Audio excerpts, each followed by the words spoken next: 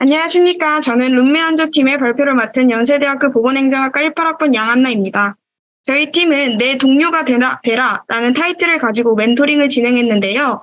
지금부터 룸메안조팀의 성과 발표를 시작하겠습니다. 발표 순서는 이렇습니다. 먼저 팀 소개를 한 후 어떻게 멘토링을 진행하였는지, 그 성과는 어떠하였는지에 대해 순서대로 발표하겠습니다. 이분은 룸메안조팀의 멘토님이십니다. 저희 멘토님의 성함은 김수지 주인님이시고 2020년 상반기에 서울 강원본부 용산지사에 행정직으로 입사하셨습니다. 경력사항은 17년도에 사기업에서 2년 정도 근무하시다가 19년도에 코레일 인턴을 하시고 2020년 상반기에 국민건강보험공단에 입사하신 케이스입니다. 2020년 7월부터 2022년 7월까지 약 2년간 서울 강원본부 용산지사에서 근무를 하셨습니다. 업무는 홍보, 지사 기록물 총괄, 전산, 구매 자산관리, 개인정보 보호, 평가 등 정말 다양한 업무를 수행하셨는데요. 올해인 2022년 7월에 원주 혁신도시에 있는 본부로 옮기셔서 현재는 만성질환관리실의 건강돌봄지원부 2팀에 소속되어 근무하고 계십니다. 업무는 만성질환관리실 내에 정보와 사업관리, 건강돌봄 모형 개발입니다. 다음은 멘티 소개입니다. 저희는 4년간 룸메이트 생활을 하면서 함께 진로에 대한 많은 고민들을 했습니다. 서로의 성향과 직장 가치관을 분석해보니 그에 부합하는 진로는 공기업이었습니다. 수많은 공기업 중에서도 전공 지식을 가장 잘 살릴 수 있는 국민건강보험공단의 취직을 목표로 준비하였습니다. 하지만 학부 수업은 연구 중심의 이론뿐이었고 실무에 대해 배우고 경험해 볼 수가 없었습니다. 따라서 이 상태로는 기업 실무 이해도가 높은 인재가 될 수 없다고 판단하였습니다. 그러던 중 연세대학교 인재개발원에서 주관하는 건강보험공단 현직자 멘토링 프로그램을 진행하면서 이 고민을 해결할 수 있었습니다. 저희 룸메안조팀의 활동 목표와 기대 효과는 이렇습니다. 첫째, 역량 중심 채용 문화 확산에 따라 멘토링을 통하여 공단에 대한 이해를 향상시키고 직무 역량 강화와 진로 교육에 초점을 둔다. 둘째, 현직자 취업 성공 사례를 바탕으로 취업 정보를 함양하며 양질의 취업 기회를 제공하는 데 초점을 둔다. 이러한 활동 목표를 통한 기대 효과는 첫째, 직무 역량 강화와 진로 교육을 통하여 현장에서 필요한 직무 역량을 알 수 있으며 즉시 역량을 발휘하여 직무를 수행하는 인재가 될 수 있다. 둘째, 현직자 채용 정보 획득을 통하여 국민건강보험공단의 취업 동기부여가 될 수 있다.입니다. 멘토링 과정은 이렇습니다.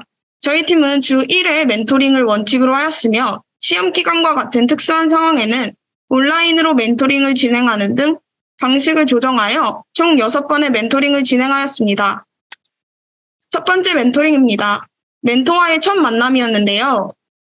국민건강보험공단이 어떤 성향을 가지고 있고 어떤 직무를 수행하는 기관인지 대략적인 정보를 알 수 있었습니다. 또 멘티들의 니즈를 파악하여 팀의 멘토링 방향성을 설정하는 시간을 가졌습니다. 앞에 보시는 사진은 저희가 멘토링을 진행하면서 인상 깊었던 정보나 앞으로의 계획을 간략하게 적어 놓았던 자료입니다. 두 번째 멘토링입니다. 국민건강보험공단의 궁극적인 목표에 대해서 생각해보며 내가 이 기관에서 어떤 역량을 펼칠 수 있을지에 대해 고민하는 시간을 가졌습니다. 그리고 업무의 프로세스와 조직 문화 등을 알아보며 함양시켜야 할 역량들을 정리하였습니다. 무엇보다 실무에 대해 알아보니 기본적으로 문서 작성 능력이 요구된다는 것을 느꼈습니다. 따라서 저희 팀은 각종 공문서의 양식을 분석해보고 직접 작성해보는 시간까지 가져보았습니다.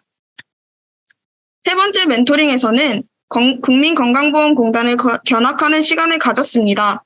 멘토님이 현재 근무하고 계시는 만성질환관리실을 방문하여 직접 조직의 분위기를 느껴보고 업무가 진행되는 프로세스를 관찰해보았습니다. 멘토님께서는 만성질환관리실 내에서 공단 내 사업, 지자체, 지역자원 연계를 통한 수요자 중심 서비스 체계를 구축하는 정보화 사업을 총괄하는 업무를 담당하십니다.